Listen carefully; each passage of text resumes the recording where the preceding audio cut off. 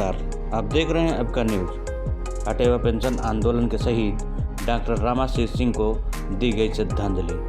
जी हां, यूपी के फतेहपुर जिले में पेंशन आंदोलन में शहीद हुए डॉक्टर रामाशीष सिंह के शहादत दिवस पर श्रद्धांजलि सभा आयोजित की गई। इस अवसर पर प्रदेश नेतृत्व ने इस दिन को पेंशन संकल्प दिवस के रूप में मनाने का निर्णय लिया है। जिला मुख्यालय में पटेल नगर चौराहा स्थित सरदार पटेल की प्रतिमा के सामने शाम 5 बजे से श्रद्धांजलि सभा का आयोजन किया गया, जिसमें विभिन्न शिक्षक कर्मचारियों ने अपने विचार रखे और पेंशन आंदोलन में अपनी सहभागिता सुनिश्चित करने का संकल्प लिया। जनपद में खागा, हदगाम, अमौली, देवमई, बिंदकी सहित अन्य स्थानों पर श्रद्धांजलि सभा का आयोजन किया गया।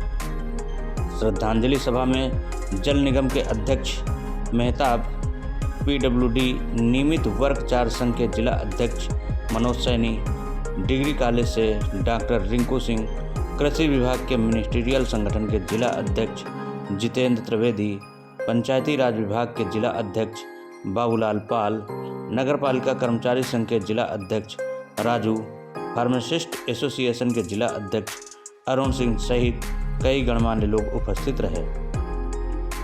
आज के इस श्रद्धांजलि सभा का संचालन जिला महामंत्री महेंद्र मौर्य ने किया और जिला अध्यक्ष निधान सिंह की अध्यक्षता में संपन्न की गई। इस अवसर पर सभी ने एक स्वर में यह संकल्प लिया कि पुरानी पेंशन की लड़ाई को हम लोग अंतिम क्षण तक लड़ते रहेंगे, जब तक पुरानी पेंशन बहाल नहीं हो जाती है। इस श्रद्धांजलि सभा में अरविंद विश्वकर्मा, उदित सचान, वीर महेंद्र, मुकेश कुमार मौर्य, बलराम सिंह, पुनीत वीर विक्रम, राम भवन चौधरी, अनिल कुमार, महेंद्र पटेल, देवेंद्र कुमार, राजेंद्र कुमार, संध्या गुप्ता, हर्षित कुमार आदि लोग उपस्थित रहे।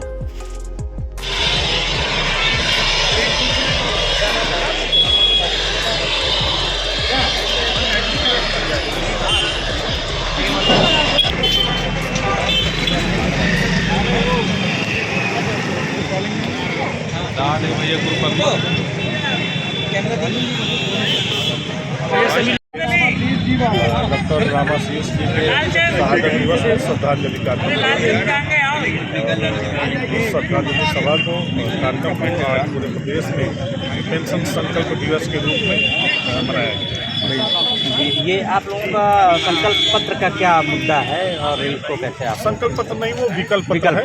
विकल्प पत्र ये है कि इसके पहले अभी हमारे बेसिक से जो विशिष्ट बीपीसी के साथी हैं और माध्यमिक के साथी हैं, उनसे विकल्प पत्र लिया गया कि जो लोग उस विज्ञापन तिथि के 28 मार्च 2005 के पहले के हैं विज्ञापन, वो सब लोगों को पुरानी पेंशन दी जाएगी।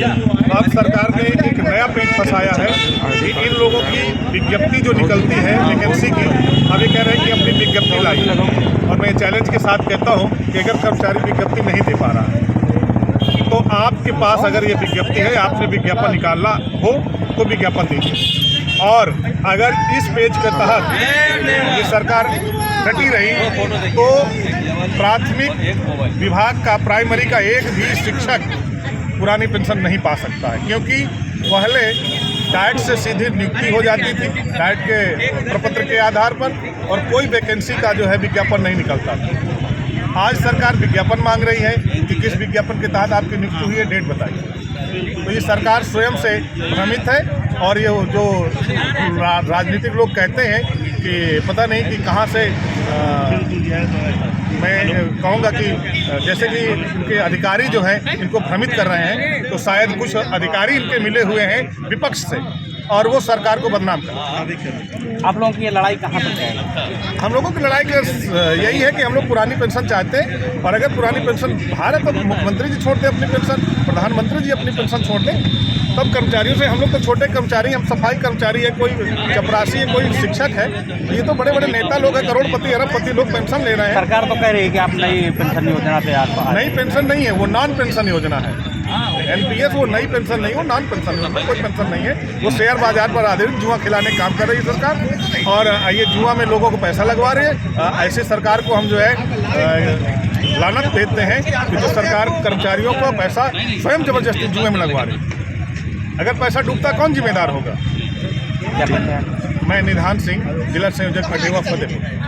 देश के साथ बहुत बड़ा जो है एक घातक कदम होगा, क्योंकि जब जब आपातकाल की स्थिति आती है तो निजी जो कर्मचारी होता है घर बैठ जाता है। इसके पहले आपने कोरोना काल में देखा होगा कि निजी डॉक्टर, बड़े बड़े डॉक्टर और अस्पताल बंद हो गए, और उस आपातकाल में यही शिक्षक कर्मचारी, यही सफाई कर्मचारी, यही पुलिस वाले, यही लोग जो है लोगों के साथ जो है उनको बचा रहे थे, उनकी सेवा कर रहे थे।